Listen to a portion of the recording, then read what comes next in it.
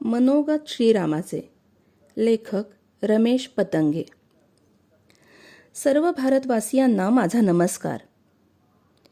माझी ओळख तुम्हाला करून द्यावी असे नाही, कारण माझ्या नावाची चर्चा प्रत्येक घरी चाललेली असते. तरीही सांगतो, आई वडिलांनी माझे नाव राम ठेवले. मी कौसल्या आणि दशरथ यांचा पुत्र. यथावकाश जनककन्या जानकीशी माझा विवाह झाला. तुम्ही सर्वजण तिला सीतामाई म्हणता. लक्ष्मण माझा धाकटा बंधू. त्याच्या पाठीमागे भरत आणि शत्रुघ्न असे आम्ही सर्वजण अयोध्येतील इक्ष्वाकू वंशात वाढलो. आई, वडील, गुरुजन, मंत्रीगण यांनी आमच्यावर कर्तव्य धर्माचे फार खोलवरचे संस्कार केले. मातापित्यांचा सन्मान करावा, वडील बंधूने लहान बंधूंची पित्यासमान काळजी घ्यावी, पत्नीला सहधर्मचारिणी म्हणून सन्मान द्यावा, कोणाचाही द्वेष करू नये. आपण राजकुलातील आहोत. प्रजापालन, प्रजारक्षण आणि प्रजेला सर्व प्रकारे सुखी ठेवण्याचा आपला राजधर्म आहे. राजकुळातील असल्यामुळे या कर्तव्य धर्माच्या आड कोणताही नातेसंबंध येऊ देता कामा नये. राजधर्माची कधीही तडजोड करता कामा नये. हा धर्म जगण्याचा मी प्रयत्न केला. कधीही कोणत्याही मर्यादांचे उल्लंघन केले नाही. मी मानव देहधारी असूनही तुम्ही सर्वांनी मला देव केले, परंतु मी स्वतःला कधीही देव मानले नाही.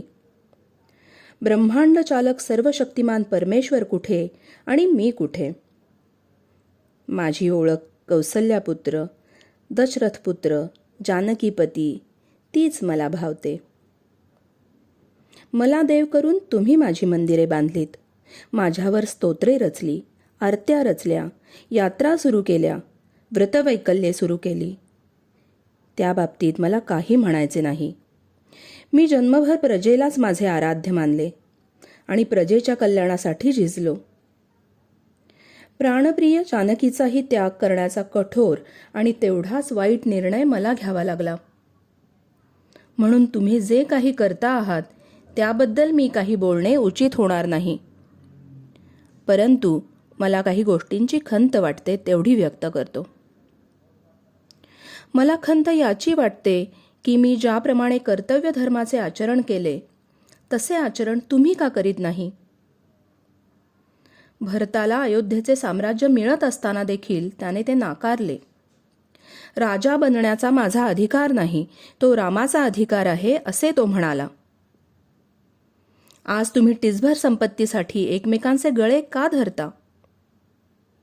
भाऊ भावाचा शत्रू का होतो? जानकीने पत्नी धर्माचे पालन केले.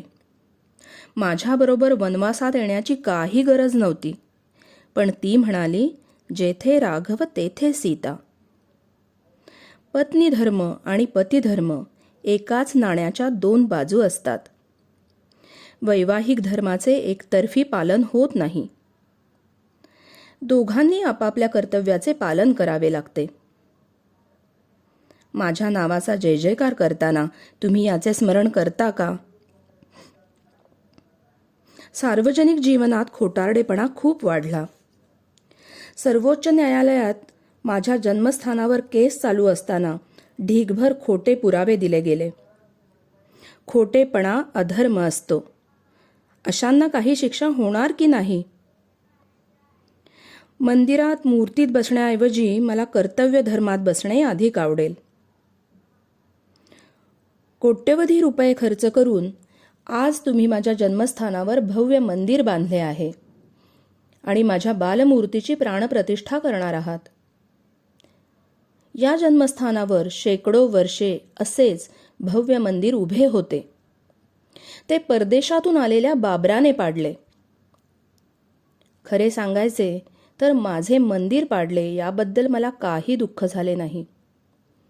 माझ्या मनात तेव्हा हजारो प्रश्न निर्माण झाले. मंदिर पाडण्याची हिंमत बाबराला कशी झाली?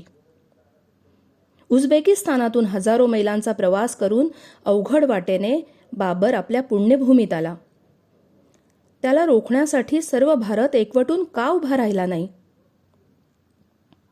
माझ्या जानकीला रावणाने श्रीलंकेत पळवून नेले. माझे जानकीवर प्राणापलीकडे प्रेम होते. मी शोकमग्न झालो, पण धीर सोडला नाही. नंतर सुग्रीव, हनुमान, जांबुवंत यांचे मला सहाय्य झाले. म्हणजे दक्षिण भारतातील सर्व जनसमुदायाने मला मदत केली. अधर्माचरण करणाऱ्या रावणाला कठोर शिक्षा झाली पाहिजे असे सर्वांचे मत पडले आणि आम्ही लंकेवर स्वारी केली. हनुमंताने लंका दहन केली. मी रावणाचा वध केला आणि सीतेला सोडवून आणले.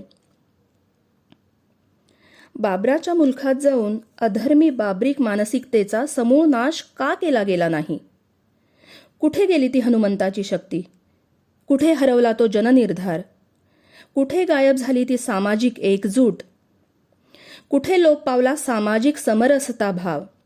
आणि कुठे हरवली धर्मपालनाची आणि धर्मरक्षणाची ऊर्जा? या सर्व गोष्टी जेव्हा हरवतात तेव्हा जन्मस्थानावरील राम मंदिर भग्न होते. मंदिर भग्न होते म्हणजे मंदिराचे खांब, मंदिराचा कळस, मंदिरातील मूर्ती, मंदिरातील दगड भंग पावतात असे नाही. या सर्व गोष्टी तशा निर्जीव असतात. आकार देणारा त्याला आकार देतो आणि भंग करणारा त्याचे तुकडे करतो. त्यामुळे त्याचे मला कधीही दुःख झाले नाही. मंदिरातील प्रत्येक दगड म्हणजे समूह निर्धार. मंदिरातील प्रत्येक खांब म्हणजे प्रचंड संघटन शक्ती. दुर्दम्य निर्धार आणि कळस म्हणजे राष्ट्राच्या संघटित शक्तीची पताका. केवळ दगडाने दगडाला बांधून ठेवणाऱ्या चुना सिमेंटने तिचे निर्माण होत नाही. यासाठी अयोध्येत जन्मस्थानावर मंदिर उभे राहत असताना माझे तुम्हाला मनापासून सांगणे असे आहे की तुम्हीच निर्माण केलेले सर्व भेद गाडून टाका. जातीची उतरण समाप्त करून टाका. आपण सर्व जन्माने समान आहोत. माझ्यासारखा एक मानव राम बनू शकतो तर तुम्ही का नाही राम बनू शकत? जर मी धर्माचरण करू शकतो तर तुम्ही का करू शकत नाही? शबरीची उष्टी बोरे खाताना माझ्या मनात कोणताही भेदभाव निर्माण झाला नाही. चेहरेपट्टीने वेगळे असणाऱ्या आणि देहानेही वेगळे असणाऱ्या वानर समूहाला गळ्याशी लावताना माझे क्षत्रियत्व कधी आड आले नाही. तुम्ही कोणत्या जातीभेदाच्या कृत्रिम भिंतीत अडकून पडला आहात? मी ज्या पंचमहाभूतांपासून बनलो त्याच पंचमहाभूतांपासून बनलेले माझ्या जननी जन्मभूमीचे माझे बंधू तुम्ही अस्पृश्य कसे ठरवलेत? नाव धर्माचे पण आचरण अधर्माचे. आणि हा अधर्म जेव्हा प्रमाणाबाहेर जातो तेव्हा बाबर प्रवृत्ती वाढत जातात आणि मंदिरांचे विध्वंस होतात. जन्मस्थानावरील मंदिराचा जन्मोत्सव जरूर साजरा करा. हजारो वर्षांपासून तुम्हाला ती सवय लागलेली आहे. तुम्हाला नम्रपणे सांगायचे आहे की धूप, दीप, नैवेद्य, फुले याद्वारे तुम्ही माझी केलेली पूजा परंपरागत पूजा धर्म म्हणून ठीक आहे, पण कर्तव्य धर्म म्हणून पूजा करायची असेल तर समाज धर्म काय असतो तो समजून घ्या. राष्ट्रधर्म काय असतो तो समजून घ्या. पारिवारिक धर्म काय असतो तो समजून घ्या. निसर्ग धर्म काय असतो तो जाणून घ्या. हा धर्म 24 तास जगावा लागतो. मला मूर्तीतच केवळ बंदिस्त करू नका. आचरणाच्या माध्यमातून मला तुमच्या हृदयात स्थान द्या, तुमच्या मनात स्थान द्या आणि तुमच्या बुद्धीत स्थान द्या. एवढेच माझे मागणे आहे. धन्यवाद.